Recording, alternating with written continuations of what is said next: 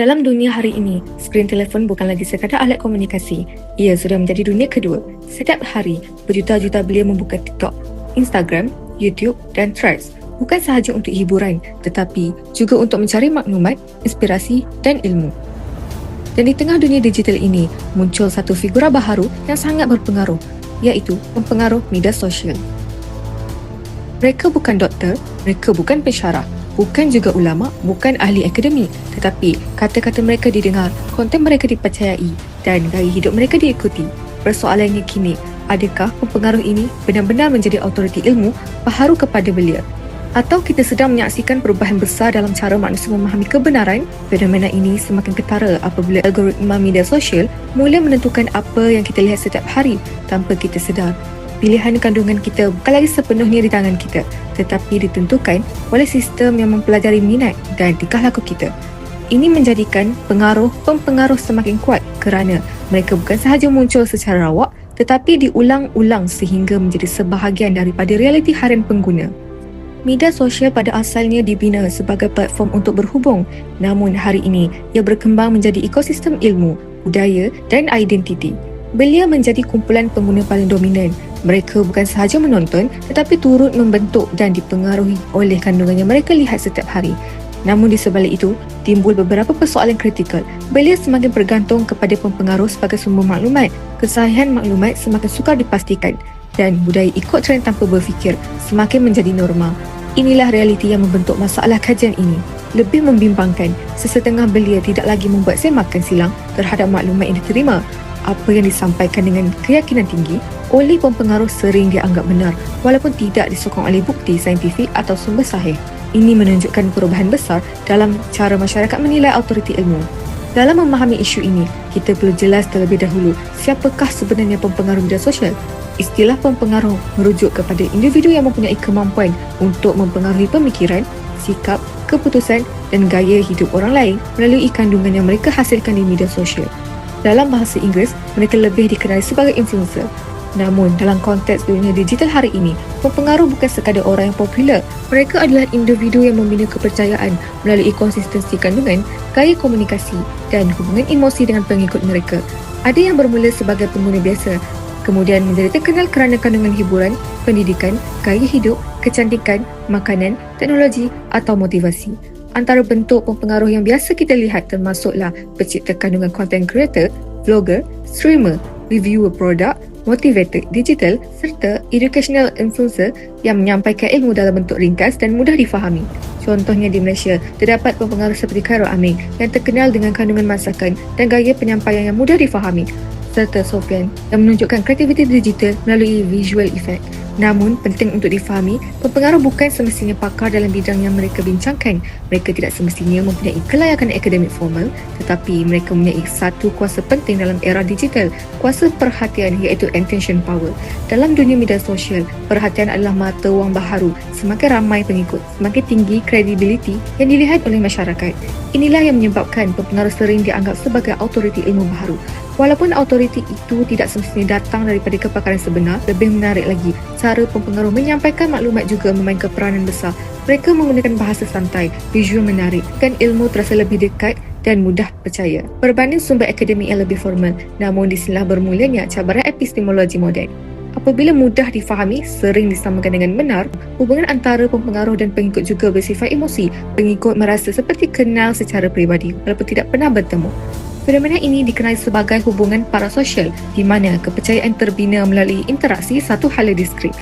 Apabila kepercayaan ini terlalu kuat, pengaruh bukan sahaja menjadi sumber hiburan tetapi juga menjadi rujukan dalam membuat keputusan hidup, termasuk gaya pakaian, pemakanan, kesihatan dan pandangan dunia. Di sinilah jelas bagaimana pempengaruh bukan sekadar pencipta kandungan tetapi telah berubah menjadi pembentuk realiti sosial dan autoriti ilmu alternatif dalam kalangan belia. Dalam dunia tradisional, ilmu datang daripada guru, buku, institusi. Namun dalam dunia digital, konsep ini mula berubah. Hari ini, ramai belia menjadikan pempengaruh sebagai rujukan utama, bukan kerana kelayakan akademik mereka tetapi kerana populariti dan gaya penyampaian. Ini membawa kepada satu fenomena penting dalam epistemologi moden. Ilmu tidak lagi diukur berdasarkan kesahihan tetapi berdasarkan keterlihatan. Namun, di sinilah muncul masalah falasi logik. Apabila sesuatu idea dianggap benar hanya kerana ramai orang percaya, ia dikenali sebagai appeal to popularity.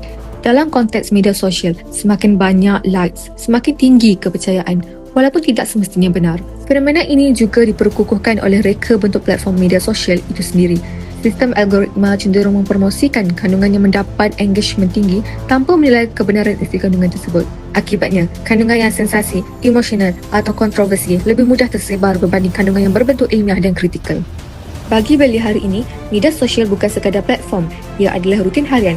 Setiap detik diisi dengan kandungan digital. Daripada sinilah lahirnya budaya baharu, trend viral, budaya flexing, FOMO dan kebergantungan kepada validasi sosial. Ramai belia mula membandingkan kehidupan mereka dengan kehidupan yang ditunjukkan di media sosial. Apa yang dilihat di skrin dianggap realiti sebenar, sedangkan hakikatnya ia hanyalah potongan kecil yang telah disunting. Dalam jangka panjang, pendedahan berterusan kepada kandungan seperti ini boleh mempengaruhi harga diri belia. Mereka mula menilai kejayaan berdasarkan jumlah likes, followers dan pandangan orang lain, bukan berdasarkan pencapaian sebenar dalam hidup. Ini secara tidak langsung membentuk tekanan sosial yang semakin sukar dikawal. Kandungan masakan daripada Khairul Amin bukan sahaja memberi inspirasi memasak tetapi juga mencetuskan budaya home cooking content. Namun dalam masa yang sama, muncul juga budaya konsumtif. Beliau mudah terpengaruh untuk membeli produk hanya kerana ia digunakan oleh pempengaruh kegemaran mereka. Fenomena ini menunjukkan bahawa media sosial telah menjadi alat pembentukan gaya hidup secara tidak langsung. Terdapat juga fenomena aspirational lifestyle di mana beliau cuba meniru gaya hidup pempengaruh walaupun tidak selaras dengan kemampuan kewangan mereka. Ini boleh membawa kepada tekanan kewangan kecil seperti pembelian impulsif atau perbelanjaan tidak terkawal demi kelihatan mengikuti trend semasa. Dari sudut epistemologi, kemunculan pempengaruh sebagai sumber rujukan utama dalam kalangan belia menimbulkan satu perubahan asas dalam struktur ilmu. Secara tradisional, autoriti ilmu dibina melalui institusi seperti universiti, sistem pendidikan formal dan disiplin akademik yang menekankan bukti metodologi serta pengesahan pakar. Namun dalam era digital, autoriti ini mula beralih kepada apa yang boleh disebut sebagai autoriti popular. Di sini, kebenaran tidak lagi semata-mata ditentukan oleh kesahihan fakta tetapi oleh keterlihatan, pengaruh dan penerimaan audiens. Fenomena ini mewujudkan satu keadaan yang dikenali sebagai perubahan sumber pengetahuan. Ini menimbulkan isu serius dalam epistemologi. Apabila kepercayaan mula menggantikan justifikasi dari sudut logik, media sosial memperlihatkan dominasi falasi yang semakin sukar dikawal. Antaranya termasuklah falasi ad populum, iaitu kepercayaan bahawa sesuatu itu benar hanya kerana ramai orang mempercayainya. Dalam konteks pempengaruh, jumlah pengikut sering dijadikan indikator kebenaran, walaupun secara logik ia tidak mempunyai hubungan langsung dengan kesahihan fakta. Selain itu, terdapat juga appeal to emotion, di mana kandungan yang membangkitkan emosi seperti sedih, marah atau terinspirasi lebih mudah diterima tanpa penilaian kritikal. Ini menyebabkan proses berfikir secara rasional semakin berkurang dalam kalangan pengguna muda. Dari sudut konsep insan, belia berhadapan dilema antara menjadi insan seimbang atau insan digital yang dikawal algoritma. Kehidupan yang semakin dipenuhi oleh media sosial menjadikan refleksi diri semakin berkurang apabila perhatian sentiasa tertumpu kepada skrin dan bukan kepada pembinaan diri secara mendalam. Dari sudut etika pula, timbul persoalan tentang tanggungjawab pempengaruh dalam penyebaran maklumat. Adakah semua kandungan perlu dibuat demi tontonan umum walaupun mengorbankan kebenaran? Budaya digital hari ini sering mengutamakan virality berbanding ketepatan dan ini mewujudkan cabaran besar dalam pembentukan etika komunikasi moden. Dari sudut falsafah pendidikan kebangsaan, FPK, maklumat pendidikan adalah untuk melahirkan insan seimbang dari segi jasmani, emosi, rohani dan intelek. Namun budaya media sosial yang dipengaruhi oleh pempengaruh sering memberi penekanan berat kepada aspek emosi dan visual berbanding pembangunan intelek dan rohani yang mendalam. Kandungan yang bersifat hiburan, viral dan sensasi lebih mudah mendapat perhatian berbanding kandungan ilmiah yang memerlukan pemikiran kritikal. Ini mewujudkan ketidakseimbangan dalam pembentukan insan. Belia mungkin menjadi celik digital tetapi tidak semestinya celik ilmu. Dalam konteks ini, media sosial boleh dilihat sebagai medium yang menyumbang kepada kecenderungan memahami sesuatu secara permukaan tanpa analisis mendalam. Dari sudut rukun negara pula, khususnya prinsip kesopanan dan kesusilaan serta keluhuran perlembagaan, terdapat cabaran baharu dalam ruang digital. Budaya komunikasi dalam media sosial sering tidak mengekalkan adab perbincangan yang matang. Perbezaan pandangan mudah bertukar menjadi serangan peribadi, manakala komen yang bersifat menghina menghina atau sinis menjadi normalisasi. Ini menunjukkan berlaku jurang antara nilai etika kebangsaan dengan realiti interaksi digital. Selain itu, pengaruh globalisasi digital juga menyebabkan nilai tempatan semakin terpinggir.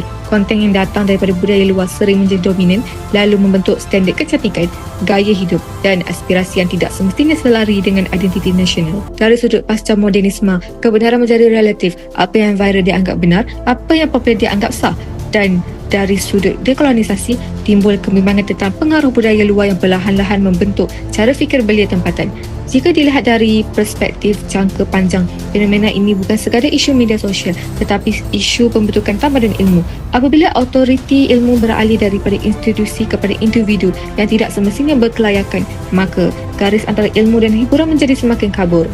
Oleh itu, cabaran utama bukan sekadar menerima atau menolak pengaruh-pengaruh, tetapi bagaimana membina keupayaan kritikal dalam kalangan belia untuk membezakan antara ilmu yang sahih dan pengaruh yang bersifat sementara. Secara keseluruhannya, pempengaruh media sosial telah menjadi autoriti baharu dalam dunia digital. Mereka bukan sekadar pencipta kandungan, tetapi pembentuk pemikiran dan gaya hidup masyarakat.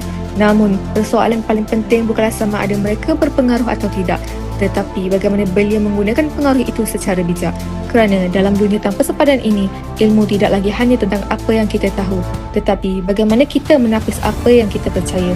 Masa depan generasi belia akan sangat bergantung kepada keupayaan mereka mengawal penggunaan media sosial. Jika digunakan dengan kritis dan beretika, ia boleh menjadi alat pembelajaran yang sangat berkuasa. Namun, jika digunakan tanpa kesedaran, ia boleh menjadi ruang yang membentuk pemikiran secara tidak sedar.